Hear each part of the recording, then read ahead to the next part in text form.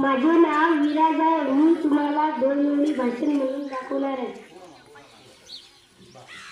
सह्याद्रीच्या छाताळातून नाथ भवानी गाजे, काळजात राहते आमच्या, रक्तात वाहते राजे, रक्तात वाहते राजे.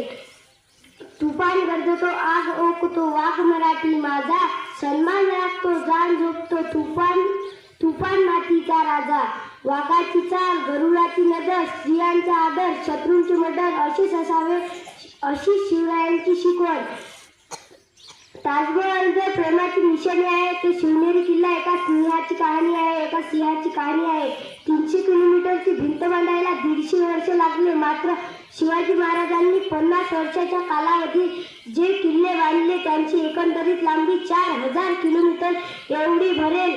मला नुसतं अभिमानच नाही तर मला गर्व आहे मी मराठी असल्याचा. सूर्यनारायण जर उगवले नसते तर आकाशाचा रंगच समजला नसता.